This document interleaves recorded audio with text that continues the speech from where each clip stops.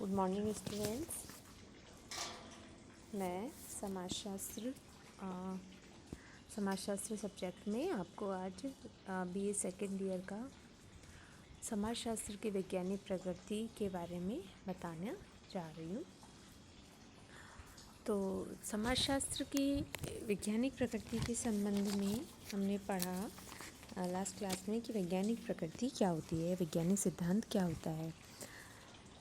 तो इसके संबंध में जैसे कि कार्ल पियर्स ने बताया था कि सत्य तक पहुंचने के लिए कोई लघु मार्ग नहीं है। विश्व का ज्ञान प्राप्त करने के लिए वैज्ञानिक पद्धति के द्वार मार्ग से गुजरने के अतिरिक्त और कोई मार्ग नहीं है।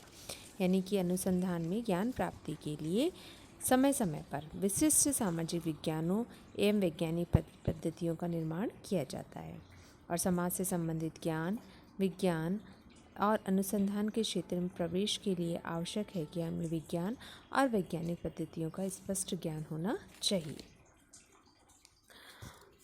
तो समाज के संबंध में या समाज की वैज्ञानिक पद्धति के संबंध में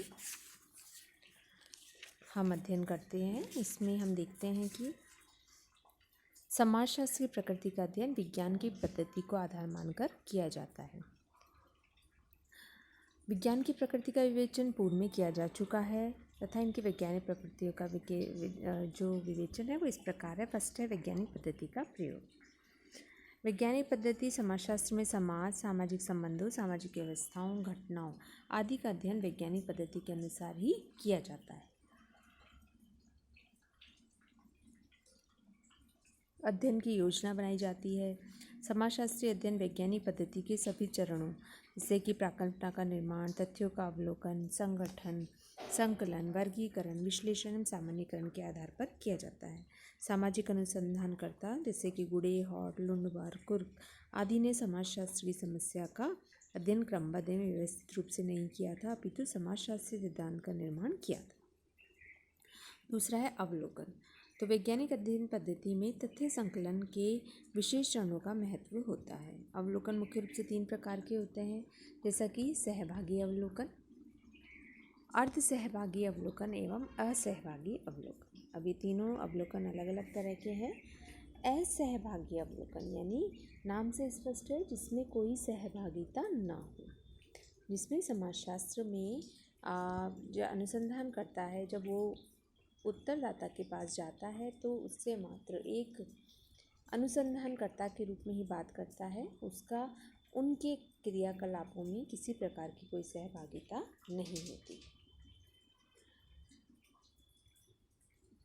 ये असहभागी होते हैं। समाजशास्त्र अध्ययनों में अध्ययन की समस्या पर निर्भर करती है कि उनमें कौन सी अवलोकन पद्धति प्रयुक्त की जाए। समाजशास्त्री जैसा देखता है उसी रूप में लिखता है। अवलोकन द्वारा तथ्यों को एकत्र करने का वर्गीकरण करता है और विश्लेषण करके परिणाम निकालता है।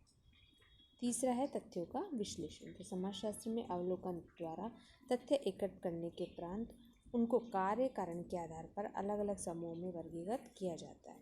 इन वर्गों को क्रम से व्यवस्थित किया जाता है। कारकों में परस्पर गुण संबंध स्पष्ट करने के लिए तालिका में प्रदर्शित किया जाता है और इस प्रक्रिया को वैज्ञानिक अध्ययन में वर्गीकरण सारणीयन कहा जाता है।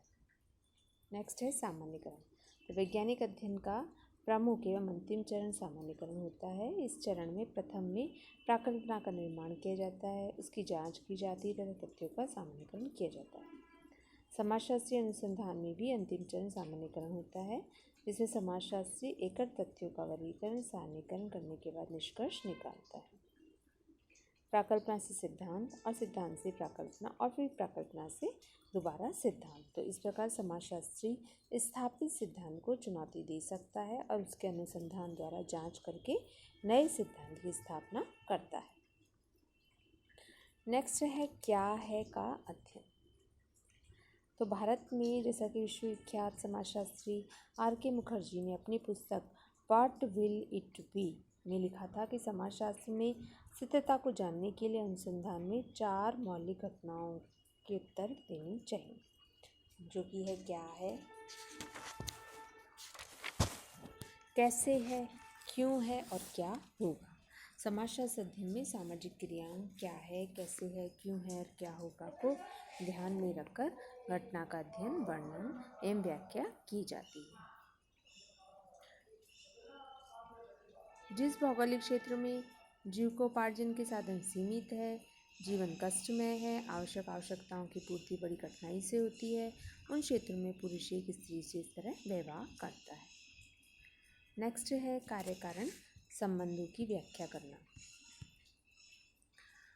तो समाजशास्त्र में कार्य कारण संबंधों का अवलोकन, संग्रहण की व्याख्या की जाती है। कारकों के विभिन्न परिस्थितियों में क्या क्या प्रभाव पड़ते हैं, इन सब का भी अध्ययन किया जाता है। घटना के परिणामों को कारणों की द्वारा खोज की जाती है। कोई घटना किन किन कारणों से होती है, उनका वर्णन किया जाता है। तो मार्क्स भर संघर्ष में आर्थिक शोषण, उत्पादन के साधन संबंध आदि के कार्य कारण संबंधों की वैज्ञानिक व्याख्या करके सामाजिक परिवर्तन को समझाने का प्रयास करता है। नेक्स्ट है सिद्धांतों का निर्माण। तो समाजशास्त्रीय अनुसंधान में प्राकल्पना का निर्माण, तथ्यों का संकलन, वर्गीकरण, सारणीयन, संगठन, विश्लेषण आदि भी किया जाता है। और अंत में सिद्धांत का निर्माण किया जाता है।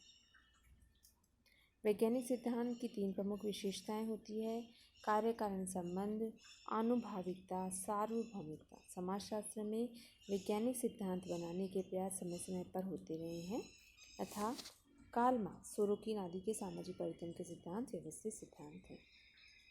नेक्स्ट है सिद्धांतों की जांच। तो यदि समाज के इतिहास को देखा जाए तो इस बात के अनेक प्रमाण मिल जाएंगे जिसमें सिद्धांतों की जांच की गई है। जैसा कि दुर्किम ने आत्महत्या का प्रजातंत्रीय सिद्धांत, भौगोलिक सिद्धांत आदि की जांच करके निष्कर्ष निकाला था, उन्होंने तथ्यों के आधार पर प्रमाणिकता सिद्ध नहीं हुई। अनेक प्रचलित आत्महत्या के सिद्धांत की जांच करके दुर्किम ने आत्महत्या का समाजशास्त्रीय सिद्धांत प्रतिपादित किया था। तो इस प्रकार समाजशास्त्र में वैज्ञानिक पद्धति के आधार पर तथ्यों की सहायता से कार्ल मार्क्स के वर्ग संघर्ष का सिद्धांत, सामाजिक परिवर्तन का उत्तरकाशीय सिद्धांत आदि का परीक्षण, परिमार्जन एवं संशोधन किया गया है। तो इसी प्रकार सिद्धांत की सार्वभौमिकता की बात करते हैं। तो जिस प्रकार से विज्ञान के सिद्धांत सार्वभौमिक होते हैं, उसी भांति समाजशास्त्र में भी सिद्धांत सार्वभौमिक होते हैं। समाजशास्त्रीय सिद्धांत निश्चित परिस्थितियों में कारक के परस्पर कार्य कारण संबंधों की व्याख्या करते हैं। जैसा कि मैकाइवर ने कहा था, समाज सहयोग है जो संघर्ष से गुजरता है। भविष्यवाणी की क्षमता समाजशास्त्र क्या है का अध्ययन करता है, उसके आधार पर क्या होगा की भविष्यवाणी करता है। अनेक समाजशास्त्रीय व्यवस्था, संस्कृति इसके संबंधित अंग हैं, जैसा कि परिवार, समूह, संस्था, विवाह, कला आदि। तो मैक्स वेबर ने कहा था कि समाजशास्त्र में घटना के अध्ययन में उसके घटनाक्रम के इतिहास का अध्ययन करना चाहिए। समाजशास्त्री क्या है, के आधार पर क्या होगा, निष्कर्ष होता है। समाजशास्त्र के सिद्धांत घटना का संक्षिप्तीकरण तथा भविष्यवाणी करते हैं। तथ्यों के सामान्यीकरण का अर्थ यही है कि दी हुई परिस्थिति में वर्णित कारक निश्चित परिणाम में प्रभाव दें।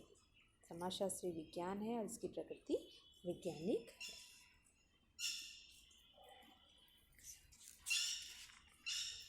तो इस प्रकार आज हमने समाजशास्त्री सिद्धांत की वैज्ञानिक विशेषताओं का अध्ययन करा। धन्यवाद।